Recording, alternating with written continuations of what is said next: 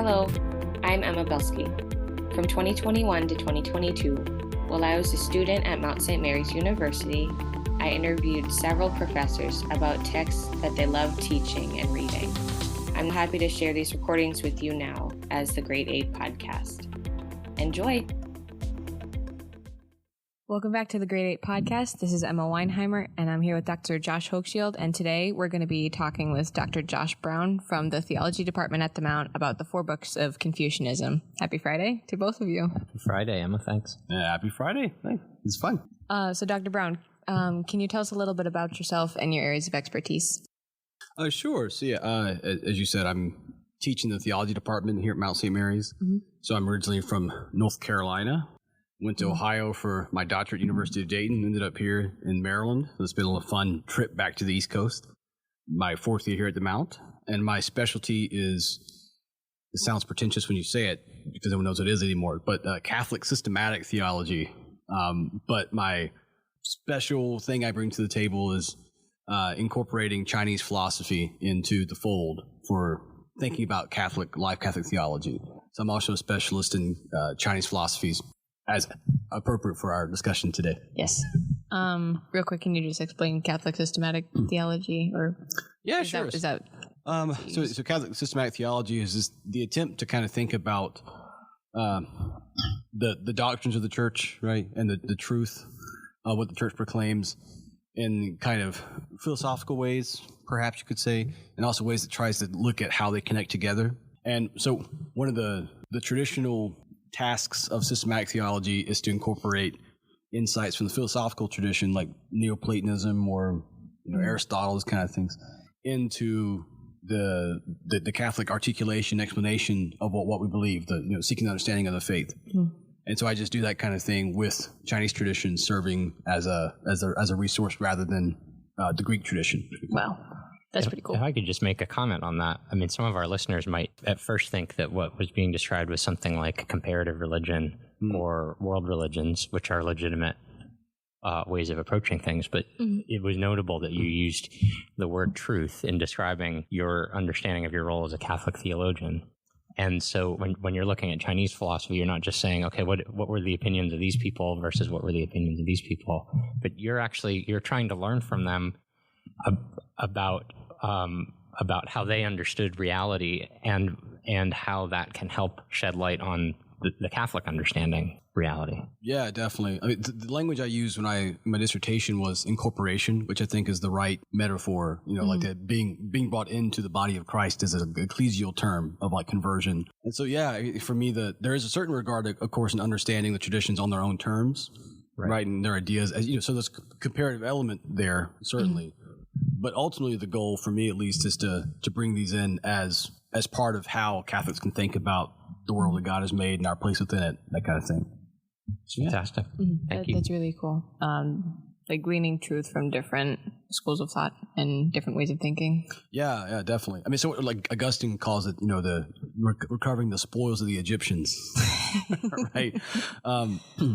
So I'm not sure if there's like a spolia scenarum, right? The spoil of the Chinese, but there is a sense of taking those resources that have been part of these venerable, beautiful traditions that develop, and there's wisdom and there's goodness there. And the catch is, like the church fathers knew this: if there is truth and goodness there, then it's ultimately testifies to the God of all creation. Right. So finding a way to show that connection is, to me, a task that theologians kind of are tasked with doing. Right. Showing how these things are true in light of what the revelation and tradition proclaims. What you're describing is the project that someone like Aquinas had with respect to Greek philosophy, which we talked about on another episode, right? Which was regarded as a kind of controversial, ambitious, potentially even dangerous activity, but done with the kind of attitude that you describe, where if you trust that there were earnest attempts to articulate and pursue the truth in these other cultures, it shows them respect to let them speak on their terms, to learn from them, and to acknowledge where they do see the truth, and even to learn from that and use it. Yeah, I definitely. I mean, now, not to say that I think I'm equal to Aquinas in his capacities for that. Yeah. but certainly I think that doing that kind of task is something that's worth doing well. I hope I try to do it. I hope I do it somewhat well. And yeah, I think that's really the goal is to, I mean, and it's just, as part of that, one thing that struck out to me is this idea that, like Aquinas, for example, rejects a lot in Aristotle, for example, right? The thesis of the eternality of matter, that matter is always eternal. Like that's what Aristotle believed that, and Aquinas says, well, he understands the claim, but then says, well, we can't hold to that. So there are, things that are not ultimately true or fitting to be used within a Catholic tradition, but that certainly doesn't mean that there's a full poverty of meaning and truth and goodness in a tradition. Absolutely. So yeah, I think it's but tending to the beautiful garden that is the Chinese tradition and seeing what can be brought into the Catholic household, you could say. Well, I have a feeling we're going to be doing a lot of that later. So I'm really looking forward to that. Yeah, we'll see what we can do. Yeah. Okay, so 4 books of Confucianism. Before we get into the content, can you tell us a little bit about the historical context surrounding those books? Well, yeah, sort of. I mean, so actually, it's somewhat complicated, which I think is kind of fascinating.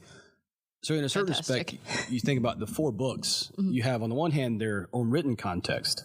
So the texts, the 4 are known in English usually as the Analects, the Mencius or the Mengzi, the Doctrine of the Mean or the Zhongyong, and then the Great Learning or the Dashui.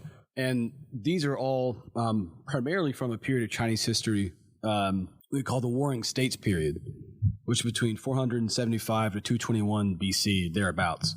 We maybe get into this, but actually texts like the Analects, for example, which claim to be written by Confucius, there's actually arguments now that it was composed even into the Han Dynasty, which is around 202 BC. Like, so, there's actually a much longer series compilation involved. And Great Learning, I think, is actually a later, maybe not quite Han text, but it's kind of close, probably. So I put it later in the Warring States period. So they're from a time we would call the early Confucian tradition. So the very beginnings of it, just after Confucius and a couple generations after his teaching, this is the context which they were written or began to be written. But they also were not central text, though, in the tradition until the Song Dynasty. So around in 1130 to 1200 is the life of a guy named Zhu Xi. And Zhu Xi was the major master of what's called Neo-Confucianism. And it was Zhu Xi who, like in reinvigorating Confucianism, chose these 4 books to represent the new kind of standard canon of the Confucian tradition.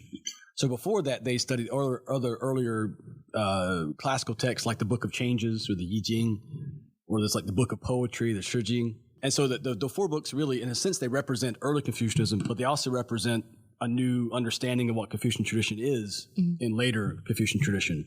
So it's actually kind of fascinating in that way. They have multiple historical contexts they work in. So comparatively, would you say they're sort of like Aristotle's works, where they're almost like the lecture notes from his students and like a couple generations after that? In a certain way. So like the Mengzi, for example, we think predominantly reflects Mengzi's own hand. Mengzi was one of the early masters, the most important master after Confucius around the 3rd century BC. And the Analects, right? So it's about the sayings of Confucius, but it much more is like the collections of the sayings of Jesus that would have been passed around the early church. So there are all these kind of collections of sayings of Confucius that were passed around. Okay. And this is just one particular tradition that got lifted up and elevated later on. Okay. So in a way, it kind of does reflect notes. In fact, the earliest chapters of the Analects, we think, seems to have been composed as kind of what we call a Festschrift, which is an honorary, like a book that's published as an honor for a fallen master. Okay. Right. In this case, it would have been published after Confucius died by his disciples. Okay. Compiling his sayings. So in that way, there actually is kind of a disparity in that sense. We're not really sure how they were all written or who all compiled them, but they do seem to be mostly reflective of that Warring States period tradition. It's interesting to me, even for you to describe these texts, which for us on this podcast are an example of great books, or some, people talk about, is there a canon of great texts? But the texts that you've selected themselves are themselves like part of a canon, or you could say they constitute a canon. And the very difficulty of describing their history and the different roles that they played at different times shows the sort of organic nature of a canon. It's not absolutely fixed, but they take on new life, given new circumstances or given new modes of interpretation. And it's just interesting for me to hear you describe these texts, it's almost like you can't escape the idea that there are great books that have influenced people through history, and to learn anything about history or people, you have to know something about these texts. That's actually really great, and especially with these books, because, like, for example, I mean, the Analects itself being elevated as a central text, Confucius would have understood the ancient classics as the central text to study. So the idea that we're transitioning into Confucianism, so the actual word in Chinese for Confucianism is not Confucianism. It's called Rujia, which means like the literati. So the Ru or literati at Confucius' time would not have studied his words per se, like as like the canon, right? They would have seen him as an important master. But by the time of GC, like Confucius kind of embodies the tradition, what it means to be a literati in a different way. So even the Analects itself, as essential to the canon of later Confucians, suggests this kind of changing position of understanding the tradition, like in a large scale. And you also have even Mencius. So Mencius is one of these two major texts of the Warring States period. Another one called the Xunzi. He was a major thinker, but later Confucians disagree with him greatly on a couple of important questions that he and Mencius debated. So the inclusion of the Mencius is actually a choice for Mengzi and over and against this other really important philosopher from the early Confucian tradition. And similarly, Doctrine of the Meaning and Great Learning, they were originally essays in individual chapters within this larger compendium called the Li Ji, which means like the record of the rites. And so these texts, they were not centrally important to early Confucians at all. They were just part of a larger swath of literature, but they were brought out because of this new emphasis on learning, on harmonization. Actually, in many ways, you could say due to the influence of Buddhism on later Confucians, they read these texts again and saw them with even more meaning than early Confucians would have ever ascribed to them. So in that sense, yeah, it's very much an exercise in seeing the development of a tradition over time. Get us into a text. Well, okay, yeah. So I think most of us would have some. Like, if you go to a Barnes Noble, which can we allowed to have ads? I don't know. Okay, or any bookstore. There you go.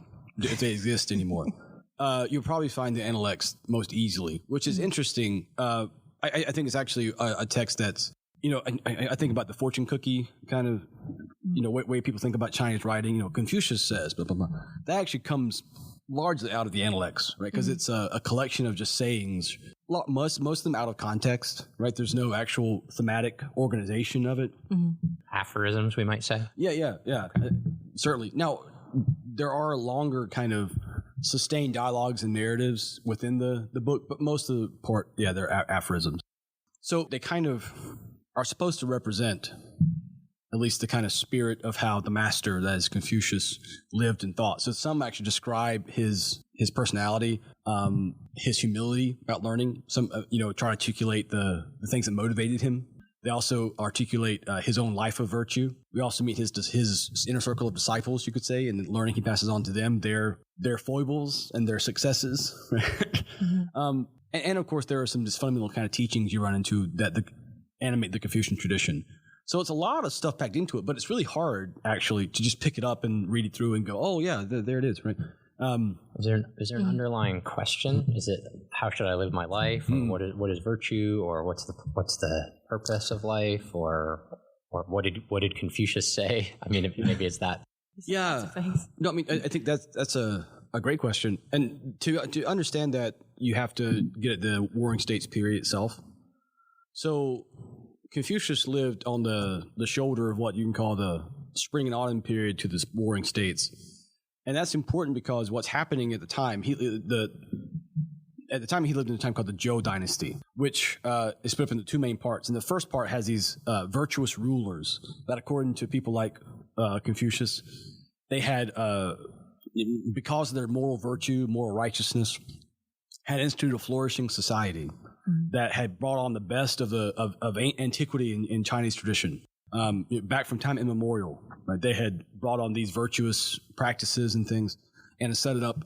But now there's virtuous in ways that we would recognize, like they created a just society, or they allowed people to flourish, or they contributed to the prosperity of families.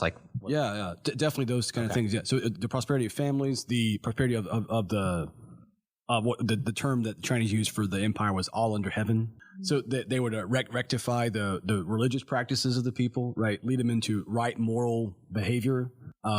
Certainly, like performing family responsibilities well. So things like in China, one of the major signals of doing life the right way for the Confucians was like a society in which people practice filial piety and devotion to the ancestors, right, as a way of not forgetting who they are. Right, so the virtuous kings instituted these kind of paths and showed the path of rectification for the people, which, and this is where I'm kind of getting at this, the Confucians believed was essential to the flourishing of a state and society. You have to have this kind of moral, religious, philosophical kind of foundation to be able to thrive. And so, and in Confucius's time, what was happening is the state was dissolving around him, right?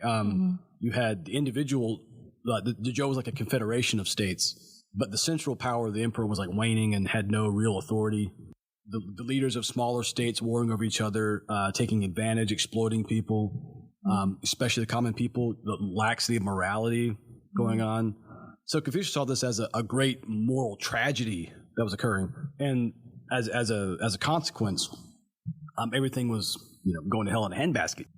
So what he's trying to do, essentially, in his work, not necessarily Analects per se, but what Confucius was trying to do was reinvigorate a commitment to the classical learning of Chinese antiquity as a way of saying, let's get back to the foundations of society, of morality, of religious traditions that allow us to actually flourish, right? That allow us to forge a lasting, virtuous society.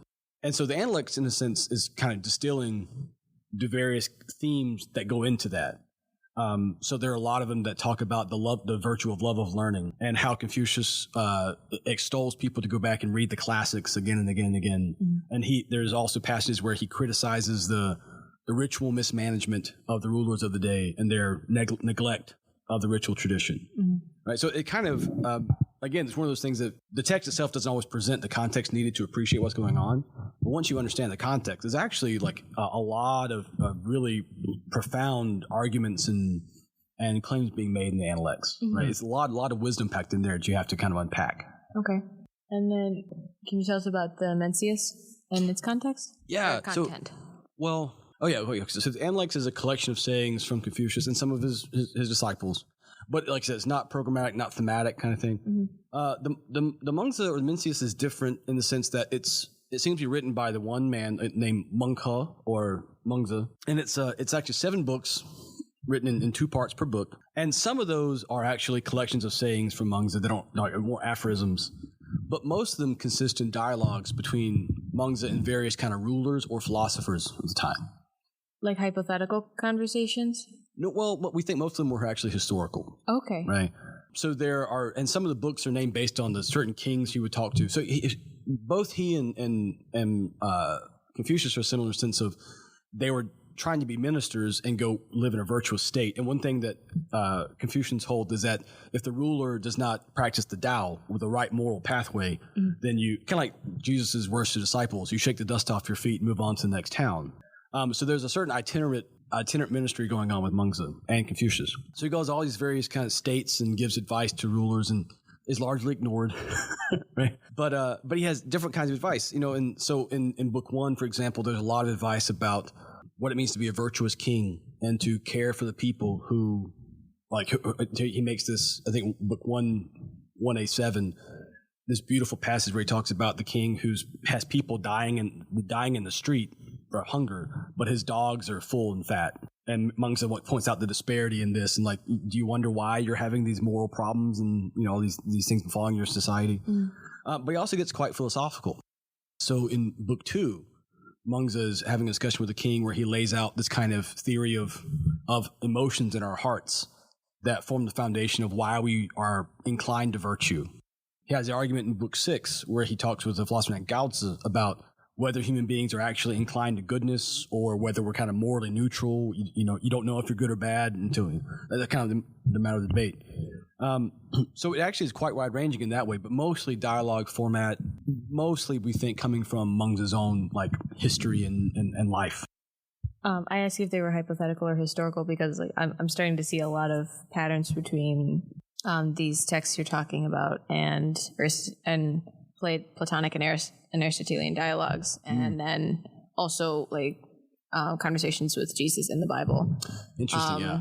but like particularly with like the Platonic dialogues, and he would name them after like the Euthyphro dialogue and Meno, and I don't know some of the other ones. This is where you pick up Dr. Hochschild. You're doing well. Yeah. And there are different kinds of Platonic dialogues. So there's some where it's sort of more clear what you think Plato's hoping that we'll learn from it, or where it's more clear that Socrates is the leader or the hero. But there are some dialogues actually in which Socrates is not necessarily the one who's the most wise in the dialogue, or his agenda in the dialogue is not as clear. Yeah. I was listening to That's really interesting. your characterization. It strikes me that a lot of people, including myself, I mean, I'm very ignorant of this tradition. In the West, we kind of take for granted a distinction between philosophy and religion, or philosophical versus theological writings. And even though, we might recognize that there can be theological texts with a philosophical component, or philosophical texts that talk about God, we still take that distinction for granted. Right. It sounds to me like it's hard to characterize these works as either philosophical or religious, that there's something that might not be a Chinese distinction that is taken for granted in the way that we've learned it. Is that fair? Yeah, it's certainly not there for these figures, right? So like even the terms modern day in Chinese use for religion, like is zongjiao, which means the teaching of the ancestors. And certainly the word like jiao as an education, or shui, a teaching, was used in the classical tradition, but they didn't qualify it as a kind of teaching. But even the modern Chinese word for philosophy is zhishui, but that's actually taken from Japanese. Like that only comes in modern periods. It's a very actually modern construction, the distinction between philosophy and religion. Yeah. And it's funny you should ask it because later I was actually going to ask you if this was more like a religious text, philosophical text, political commentary text. It seems like it's all of those rolled into one. Yeah, definitely. So like if you look at like book 5 of the Mengzi, for example, right? So it can read like a political text because you're talking about this ancient sage king named Shun. One of his disciples asked whether he really is an exemplar, right? So Shun was like renowned for his filial piety because it's said that his parents tried to kill him multiple times, and yet he still yearned for relationship with his parents. And so the disciple kind of asked these interesting questions, kind of posing, is that really true? Can we really say he's filial? I mean, this seems to be that he's not being filial here. And Mengzi kind of tries to, he makes the defense of Shun. So on the one hand, he's making an argument for the image of the king that Shun represents, and also Shun's virtue. But then we get to the succession narrative of the story, which is how Shun becomes king in the Mengzi. This is like book 5, I think, 5A5. And so he makes the argument that the way that Shun's predecessor presented him to become the next king is not that he chose the person. It's not that the king before Shun said, I want to make Shun my successor. It's that Tian, which is Tian means heaven with a capital H. It's like the deity in the Zhou dynasty. Like Tian chose Shun. Okay, so there's a theological element here. And then he says that, but Tian doesn't speak. So heaven did not just like point out, I want that guy. What happened was they put Shun into service. And the service was like caring for the poor and making sacrifices. Right? So there's an intrinsically religious ritual element to kingship itself. I mean, even the title for the king in the Zhou dynasty was Tianzi, which means son of heaven. And only the emperor could make sacrifices to Tian, right? To heaven. So there's an implicit theological, like political theology, you could almost say, involved. That's incredibly beautiful. Yeah. But it's never like parsed out that way. And it's subtle enough that a lot of people today, I think, mistake it for a naturalistic kind of text sometimes. But especially Mengzi, I think, is a robust kind of natural theology even that you can do a lot of work with. So yeah, like you said, it's a religious text, it's a political text, it's a moral text. It's all those things often at the same time. That's wonderful. Yeah. Man, I wish we read more stuff like that.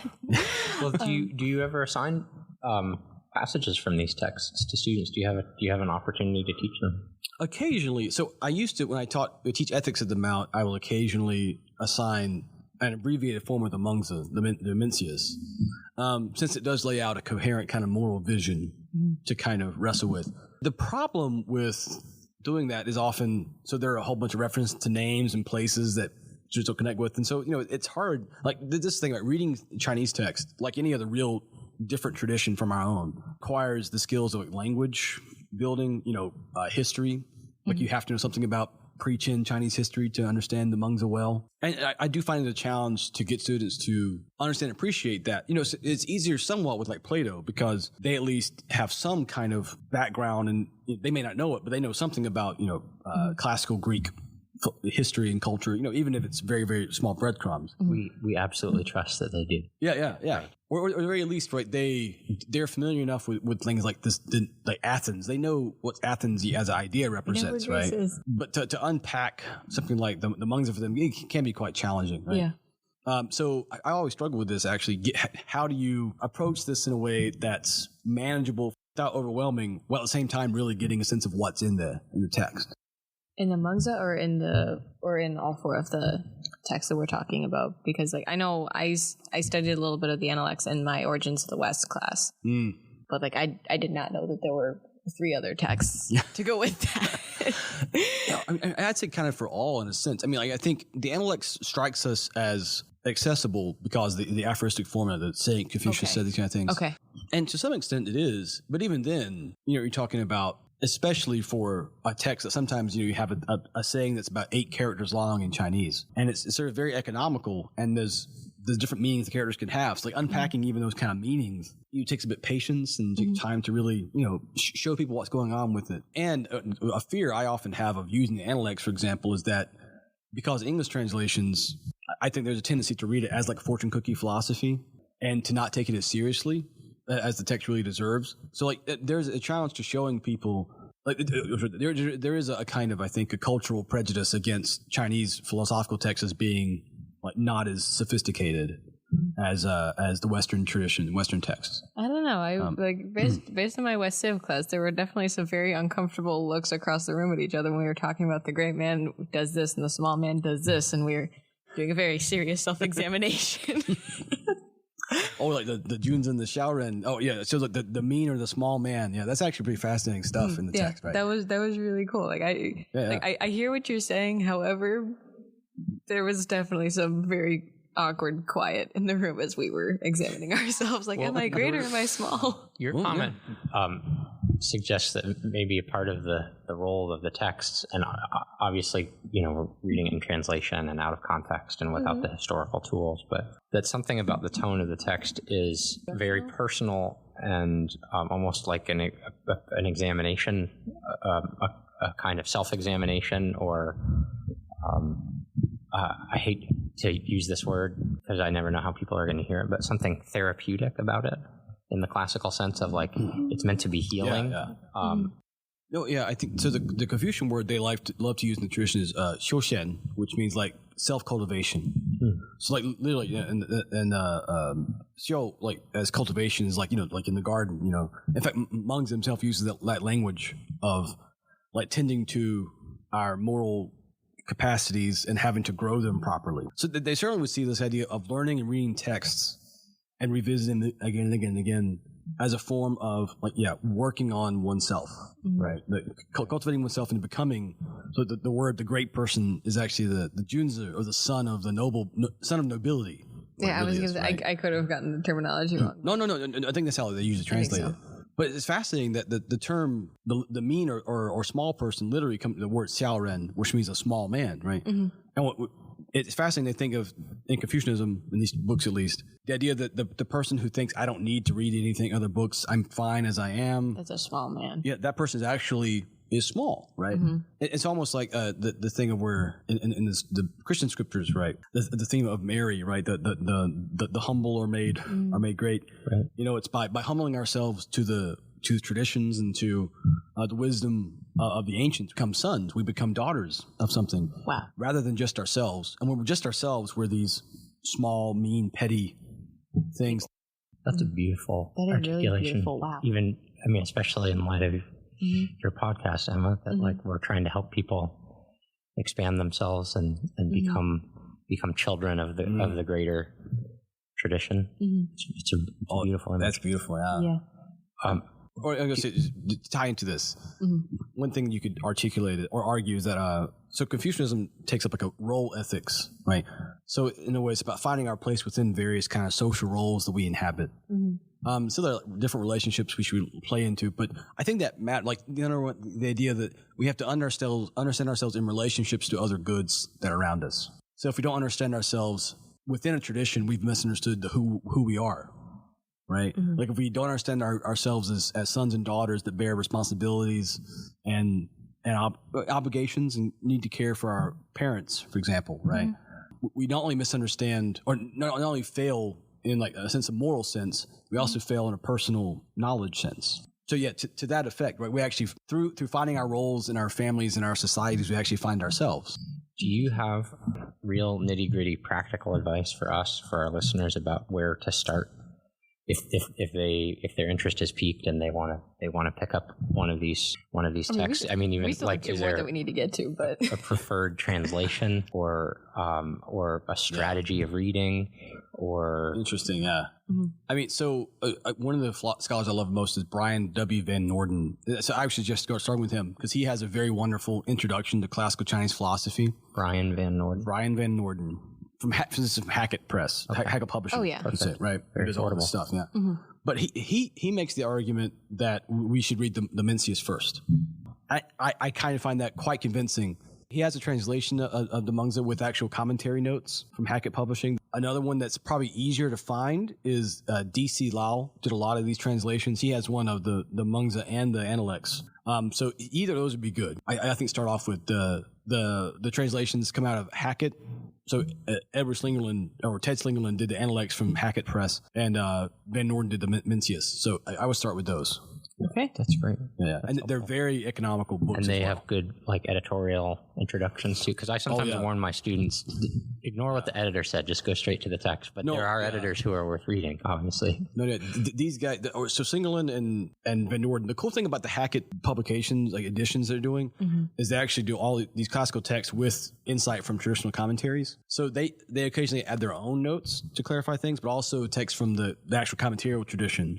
And with the text. So it's actually fantastic. Really, really great resource for thinking about, for digging into these passages beyond the kind of, like D.C. Lau's translation, for example, would just give you the text. He has a very good introduction, but if you really want to dig into it and get a sense of the wonder behind it, I think the Hackett Press versions are really, really good. Cool. Any suggestions on like how to go about reading each individual book itself, or like just go cover to cover, or is there a particular section that you recommend starting with? No, I mean, I think, that once you have those, especially with Mencius Analects, just read them straight through. It's more than fine. Mostly because, again, we don't really know how the Analects was composed. We can talk about that maybe. So it's like, And I will say there's a translation of Doctrine of the Mean out, at least one I know of, by a couple of scholars that I actually don't really care for very much. But I think D.C. Lau has an example of that. I should say, what's his name? Daniel Gardner has at least selections from these put together into a volume called The Four Books. Okay. Right. So that's actually very good. Like, it's not the entire volume of all, but it's a very good starter of the four. Yeah, okay. yeah, exactly. Well, actually, speaking of Doctrine of the Mean, could you talk a little bit about the content of that? I'm sorry to switch so abruptly, but that's okay. I mean, we have 4 books. I want to talk about them. No, yeah. Oh, so like Analects and Mencius are the stars. You could say, like, so I said, the Doctrine of the Mean and the Zhongyong started off as a one chapter in the compendium called the Liji, which is again record of the rites. But it's a weird text in some ways. So it's about the term Zhong means center or middle, can also be like because like focus. Yang means the daily affairs or the typical things. So the center of it, I think, is the idea of harmonization, of finding a way to kind of maintain a balance between ourselves and the things that we live in, like kind of the duties we have. Certainly, harmonizing a household, harmonizing a state. So it's about finding the equilibrium. That's perhaps the best way to talk about it. For Aristotle, he meant the Doctrine of the Mean in terms of the moderation, in terms of moral activity. This isn't quite the same moral sense of Doctrine of the Mean, and more a sense of being able to find the equilibrium among the various goods and the responsibilities and moral activities we're balancing. Okay. Yeah. So maybe Aristotle's like a little bit more of like a theoretical mean of virtuous activity, and then the Doctrine of the Mean is more of like a practical balance between all of the responsibilities and duties you have during the day. That's kind of fair. Yeah. Okay. Yeah, it certainly is trying to call us to a pathway of harmonization, balance, equilibrium. Okay. Yeah, I think that's fair. Interesting. Which is a major concern and preoccupation in modern culture, I would say. Yeah. Lots of different strategies or approaches. Either simplifying your life, or how can I have it all, or how do I find work-life balance? And there's a lot of attempts to even articulate this as a problem But it's something that I think a lot of people would identify with. Yeah, I think this, to me, partly explains why you have, this may be what you're getting at Emma earlier, right? You have this growing interest, strange interest, it seems to me, in yoga and Eastern philosophy, like Taoism. Not that people who turn these actually understand what's going on there, but because there seems to be in modern Western literature a failure to attend to these things. So there's a sense in which people look at the East as traditions that remember thinking about these themes of balance and all these things. Right. And so it becomes an avenue of trying to find, I think, resources to correct the problems of hyper capitalism and all the things that bedevil our days. So yeah, I think that's fair, definitely. Okay. Even in the West, I would say that the tradition that people do find that in sometimes is one of the lesser known ones, although it's kind of having a moment. But the tradition of Stoicism. Yeah. There's something to the Stoic approach to life that answers those concerns more readily for people today, it seems, than Plato or Aristotle, or even much in the Christian tradition, even though there's not as much difference between those in terms of their some of their practical advice. Yeah, I actually don't know much about Stoicism in terms of the actual lived tradition. One thing, at least Doctrine to me, and how it differs from, say, the Taoist forms of like finding an equilibrium balance, is it emphasizes the role of learning and appealing to the tradition and formation of a tradition in order to find that kind of balance. Right. So I don't know if that has an analog. It sounds like it would be a great book to inspire a school. Yeah, maybe. Yeah, you're like you can't just will yourself into equilibrium, but you have to have resources to do it. Right. It's not just by disposition per se, but also about again a lived tradition in which people have done this. And yeah, I was definitely thinking like for Confucianism, if you're ever curious about how to interpret something, the idea of the ruler and ministers, like people in political office, is what are you thinking about? So think about like the ruler who has to manage all the affairs of the state. How do you do that well without being overwhelmed by them, right? That's kind of like the idea of equilibrium. So not just, how do I manage groceries and all those kind of things. There's responsibilities in that sense. Although, yeah, I guess not in a perfect metaphor either. So, yeah. Kind of like Plato's Republic in the city. Sure. Say what now? I kind of like Plato's Republic and his metaphor of the city. I hope I'm not comparing it. I hope I'm not comparing these Confucianist texts to Western philosophy too much, but it's helping me make the connection. No, I think that's actually really appropriate. I mean, it's especially like Chinese philosophy really is, in a certain sense, it's always political theology, I'd almost say, right? Because dealing with the state and the guo, like what country or state, whatever, or the empire, but in these like very deep moral, philosophical, religious kind of terms. So that's actually really cool. Yeah, and in a way that you can scale it down to like a person managing him or herself. Yeah, definitely. Yeah. And especially for the ruler. If we should just talk about the ruler as like ruling by virtue. Yes. Right? So the idea is you actually live out the virtues you want the people to have that they need to live well. They set the tone for the whole of the country. It's like Analects uses the image of the ruler as like the wind that blows through the grass, right? Or like the North Star, the Polaris, that like everything is organized around how the ruler is going to live. So yeah, like this idea of having the ruler and the ministers get it right is actually really, really important for being able to have the state to flourish all the way down. Okay. Do you want to talk about the last book? The Great Learning. List of four. Yeah, the Great Learning, I think, is somehow it feels like it kind of gets added in sometimes by Juicy, but it's really important, I think, in the sense of it opens up, and like the second passage is really, to me, the key one. It works you as to why we need to focus on the investigation of things, right? So, I would translate this as looking into the reality of things, right? Like almost a defense of, as close as you're going to get, a defense of contemplation. Because Chinese is a very practical kind of society, right? Can we call it metaphysics? Is that to use a Western term? Oh yeah, I think definitely. Like there's certainly metaphysical bent to it, and so it basically makes the argument that so if you want to say order your family, as in like not like tell them what to do, but make it orderly, you have to cultivate some understanding of a state. You want to order the state, you got to go on throughout like creation, right? Until like you get to the apex, is like you have to investigate the matter of things as they are. And then once you have that set, you can go and you can learn how to flourish in other parts of your life. So the Great Learning is really an exhortation to a kind of contemplative study in a sense, like as being like we can never actually have the practical matters we think we can have successfully organized and fixed until we take the time to understand the nature of reality. They wouldn't put it in quite those terms, but I argue that that's really what the heart of it is leading to. It's really interesting that you say that, because you're talking about how Western culture has a very, very warped perception of Eastern culture as like kind of mystic out there, and like, oh, like how can we ever come to understand this? It actually seems like we have our conception backwards, with Eastern culture being very practical, and like they need a book specifically to remind us, yes, contemplation is good. Do you think that's fair, that we kind of have it backwards the way we understand Chinese philosophy? There certainly are there's a book called the Liezi, which is a Taoist text.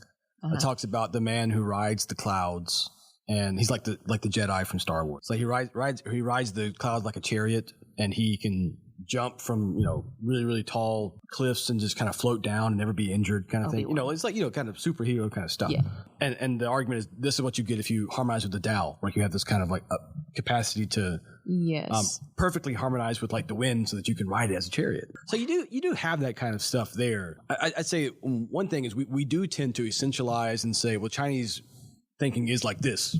Well, there's actually like a whole host of various traditions that play. There are some mystical aspects. There are some, like Confucianism tends to be a very practically minded tradition. So all different kind of shades of characteristics there. There are some universal kind of commitments, I suppose. But like we tend to, in the West, we tend to see non-Western traditions as very like, put them in a box, one word description for them. Because we can't completely understand, because we have no idea what the culture is surrounding about. It makes some sense. Yeah. But just like we realize that, is there like a Western tradition? You could say it in a purely comparative sense, maybe. But to take it seriously, you're like, there's like traditions, like they're all over the place. Sure. Yeah. Same thing in China. You brought up Taoism, and I mean, maybe this is just like such a basic question that it's not worth addressing, but I imagine, I'll just say I'm curious. I expect some of our listeners are curious. What are some of the basic differences between the Confucian and Taoist traditions? I know you're here to talk about the Confucian tradition. I'm not trying to lead you astray, but if you can maybe use that question also to clarify what's distinctive in the Confucian tradition. Actually, I think that's a great question, especially like the Great Learning. So I'll do it through that. We'll use that. That's great. See, I didn't plan this. So the Great Learning actually has this part where it talks about, it's a very like Han era like idea. This is why I said it may be like a Han text. But it talks about this idea of bun mo. And bun is like the root and mo is like the branches. And so it kind of makes the argument that you can't understand the root unless you understand the branches. Right, the branches lead you back into the root. So this differs from Taoism because the Taoists kind of held, especially the Zhuangzi, the Tao Te Ching does it as well, but not quite as strong as the Zhuangzi does. But the Taoists kind of hold that these Confucians around talking about like virtues and learning the paths to flourishing, like studying things, and the Taoists are like, you guys are wasting your time. Like all you're doing. So the Zhuangzi, for example, has this thing where it talks about this guy named I can't remember his name off the top of my head, but he's out working with melons, like calabash melons that he was given.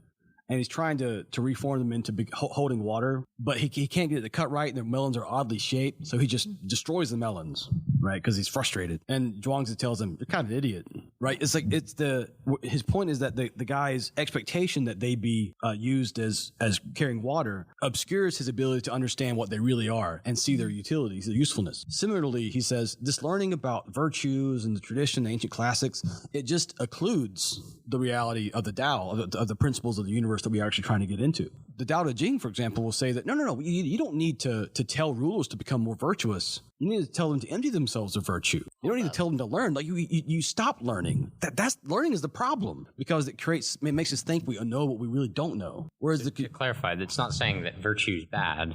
No. But saying that the pursuit of virtue, the attempt to be too attached to it, can actually prevent you from doing the things that would make you authentically virtuous. If you would simply pursue the truth, the Tao, you pursue emulation of the Tao. Even the Tao Te Ching says so. Like one of the central virtues in Confucianism is Ren, or humaneness, benevolence.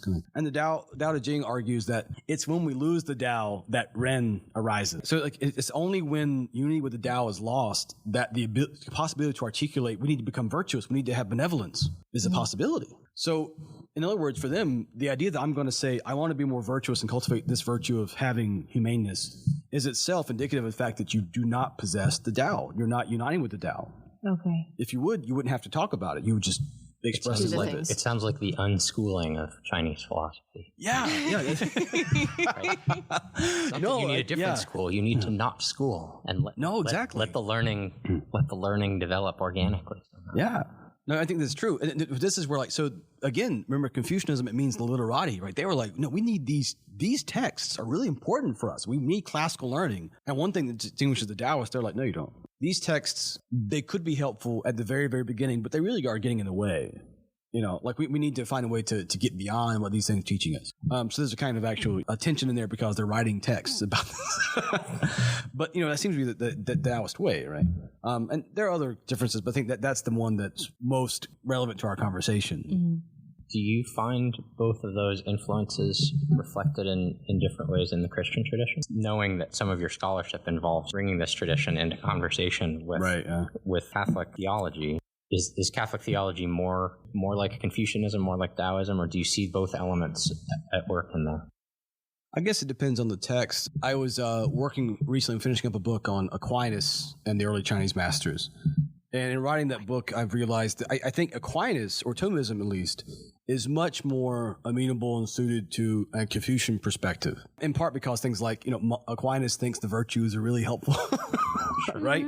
Like he was Dominican. What they do is study and they contemplate. Yeah. That's their charism. No, exactly. Right? And the idea, again, to go back to the bon mot kind of, or the roots and branches metaphor, right? Aquinas certainly seems to think, right, that studying the branches gets you back to the root. Like looking at creation, we go back to God, the argument for God's existence. These things these are all very Confucian-like instincts, you have in Aquinas. But on the other hand, there's also pieces, even in Aquinas, and I would put this also in the Greek tradition of the church. So I wrote a friend and I wrote a book about transcendence in early Chinese thought. And one of the chapters there, I did a comparison with the Tao Te Ching and Pseudo-Dionysius. So the tradition of what we call apophaticism, negating things about God. And there is a very strong connection between negating claims about God, which I think is also Neoplatonic. That's what we would typically think of as the mystical tradition. Right, yeah. More common word. No, exactly. I was thinking of that just as you were talking about Aquinas. You're right. As a theologian trying to teach, you can see him drawing so much more on the style that you were identifying from the Confucian strain. But certainly he appreciated, he commented on Pseudo-Dionysius, and he appreciated the mystical mention. Yeah, and this thing, especially as much the mystical theology plays with the limitations of language. So like the Zhuangzi there's this wonderful paradox about like these terms for nothing and something in Chinese are wu, which means to not have, and yo, to have. And it has this like almost chicken and egg argument that in order for something to have something that had nothing before it, and there's this great like little paradox he spells out. We were just playing off these terms. It's really confusing in Chinese. It's really hard to get out of that. But the idea of it's playing with the limitations of language to be able to describe the realities that we're encountering, even natural realities, let alone transcendent realities, right? So certainly that kind of mystic willingness to look down into the abyss of human finitude in our language, that's really there in Taoism. I think much more so in Confucianism. Confucianism does not deal with that problem quite as much. There's this really great commentary tradition in the later Confucianism about like how you read this text called the Spring and Autumn Annals, which Confucius was supposedly have written, right? And they see this meaning inherent in the text that's almost akin to like spiritual senses of scripture in the Christian tradition. So you have this really fascinating analogs of how you read text and how you develop an intellectual tradition that I think really do have a striking resemblance to part of the Christian tradition, but they do need development. They need to be cashed out or fleshed out, I should say. I'm still doing the comparative work because I have to start with what's familiar with me to stretch to what's unfamiliar. But when I think about the Christian and Western tradition, so much of it is theological, even in Greek philosophy. So much of it is asking, is there a God? What is God like? How can we know God? How does God try to make himself known to us? I'm not trying to reduce it to that, but there's no doubt that that's a central concern. Is that a concern in these Chinese traditions in general and the specific Confucian one that you're talking about? Are they talking about God If not, does that make it difficult for us to try to connect it to the Western tradition, or does it help to shed light on the limits of Western conceptions of God? I don't know. I don't even know if I'm articulating the question. No, properly, but I think that's a fair question, and it's actually quite difficult to articulate, I think.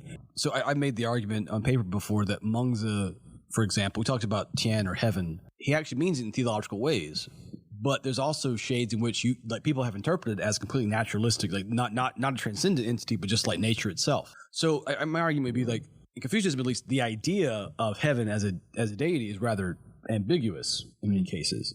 So there's a tension point there. If you go further than that, even, so there's a passage in the Analects that's quite famous for where Confucius says something to the effect of, we can't talk about heaven unless we know what the humanity is like. So there's an implication to, like, we've been given the responsibility to figure out how to flourish as a human being, and to try to articulate and express the nature of Tian when we don't even get the human stuff right. Like, who are you kidding? Right? So it's almost like saying that it's almost atheological in a certain regard, in the sense that, like, heaven is an object of direct contemplative study, like the nature of Tian. Like, that's not really a central question in Confucianism, particularly. Right? They're more interested in, like, what we call the Tao of being human. However, that said, my argument is they understand the Tao of being human as a response relationship to heaven. So there's actually a way it does get onto the table, but it's not nearly as directly as I think Christians would like, and not even as much as Christian theology demands. So there's certainly tension points there, although, like, I think a lot of modern scholars coming out of an atheistic secular philosophy background see in Chinese philosophies a kind of atheistic wonderland where you don't have to have God to have morality. I'm less convinced that that's true. That's helpful. I mean, one of the most common or popular uses of an element of Chinese philosophy, Chinese thought in contemporary or recent literature that I'm aware of is C.S. Lewis's The Abolition of Man, which is primarily a book about ethics and natural law, but he very famously uses the notion of the Tao, right, to capture what he's trying to talk about. And not, as far as I remember, he's not claiming to have exhaustively studied Chinese thought, but he wants to find a handle somewhere outside of the immediate Christian tradition where this philosophical idea of an eternal and divinely sourced code of conduct for human beings resides. And I've always wondered whether someone who knows more about actual Taoism would think that he's being too fast and loose there, or if that's an authentic appeal to the notion of the Tao. Yeah, that's kind of hard to say, I guess, in a way. I haven't read Lewis's essay on that in quite some time. We'll add to this also, if you're interested. Joseph Pieper in The Silence of St. Thomas has a little epigram where he lists the first passage from the Tao Te Ching in front of a piece about the via negativa, or the way of negation in Aquinas, but he never does anything with it, and it frustrates I want to find out why he cites that there, but he never goes into it. Okay. Mm-hmm. So certainly there's a way in which the Tao is certainly metaphysical. It's not material, certainly, right? It's an immaterial reality. There are arguments to be made. Some people say, well, whether it's a naturalistic force or not.